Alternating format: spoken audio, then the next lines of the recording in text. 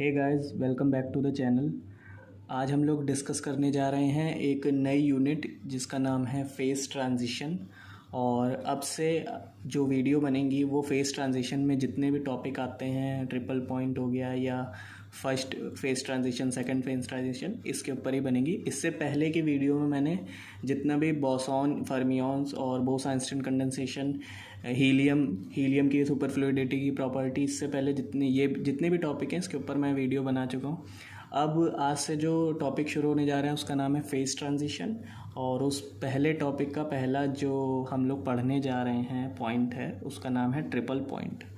और ये बहुत ज़्यादा इम्पॉर्टेंट है। आप में से कुछ लोगों को पता भी होगा ट्रिपल पॉइंट क्या होता है, तो मैंने बहुत ज़्यादा इजी लैंग्वेज में समझाने की कोशिश की है यहाँ पे।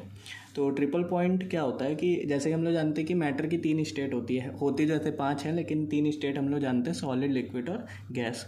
और इन्हीं में अगर टेम्परेचर प्रेशर को घटाएं या बढ़ाएं तो क्या होता है कि सॉलिड लिक्विड में, लिक्विड गैस में, गैस वापस सॉलिड में चेंज हो जाती है, सबको पता होगा। ठीक है, तो कहने का मतलब क्या है कि अगर हम लोग प्रेशर बढ़ा दें किसी भी मैटर के ऊपर या उसका प्रेशर घटा दें, टेम्परेचर बढ़ा दें या टेम्परेचर घटा दें, तो क्या होगा कि कुछ पॉइंट चेंज होंगे और वो क्या हो जाएंगे, उससे डेविएट हो जाएंगे और वो अपनी स्थिति को छोड़ के, अपनी स्टेट को छोड़ के दूसरी स्टेट में ट्रांसफ़र हो जाएंगे, सॉलिड से लिक्विड बन जाएंगे।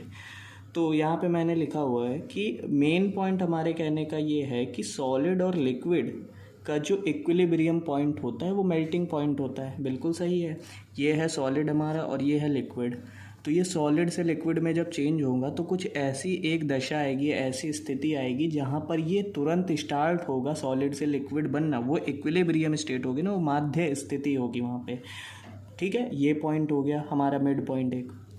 ऐसे ही लिक्विड वाटर में जब हम इक्विलिब्रियम स्टेट चेक करेंगे तो वो बॉइलिंग पॉइंट होगा। भाई लिक्विड है, वो अगर वाटर वेपर में चेंज हो रहा है या वेपर में चेंज हो रहा है तो एक ऐसी स्थिति आएगी, माध्य स्थिति, जहाँ पर लिक्विड जो है वेपर में चेंज होना जस्ट स्टार्ट होगा।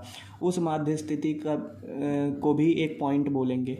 तो सॉलिड से लिक्विड में हो रहा है, लिक्विड से वाटर वेपर में हो रहा है, यानी कि ये तीनों चीज़ें, तीनों स्टेट किसी एक पॉइंट पर जाके मिल रही हैं जहाँ से ये आपस में एक दूसरे में या एक से दूसरे में, दूसरे से तीसरे में कन्वर्ट हो रही हैं।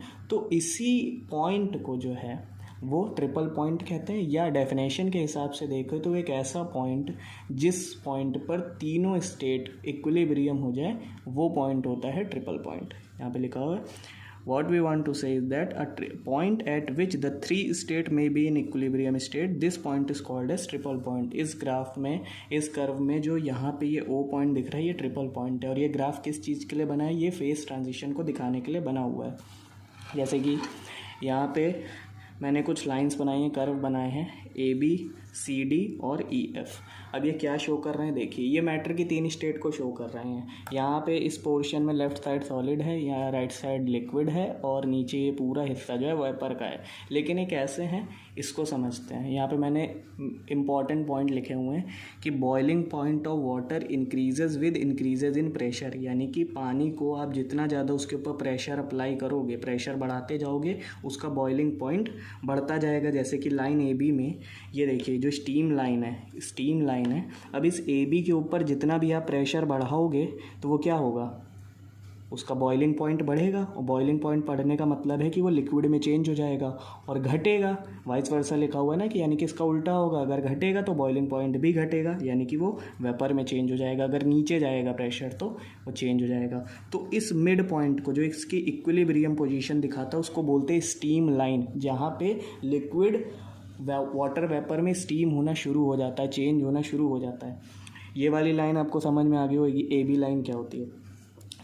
सेकेंड पॉइंट है melting point of ice decreases with increase in pressure, यानी कि आइस का जो मेल्टिंग पॉइंट है वो जैसे जैसे हम प्रेशर बढ़ाते जाते हैं वैसे वैसे उसका मेल्टिंग पॉइंट जो है घटता जाता है। जैसे जैसे प्रेशर बढ़ाते हैं उसका मेल्टिंग पॉइंट जो है डिक्रीज़ होता चला जाता है। लाइन CD में देखिए, ये लाइन CD मैंने 2 बनाई हुई है। एक लाइन CD ये जो है वो सिर्फ आइस के लिए है, और जो कि जिसका जो मेल्टिंग पॉइंट होता है वो कम होता है। और ये वाली C' लाइन जो है वो वैक्स के लिए, जिसका मेल्टिंग पॉइंट जो है प्रेशर बढ़ाने पे थोड़ा सा बढ़ जाता है, यानी कि कम नहीं होता, थोड़ा बढ़ जाता है।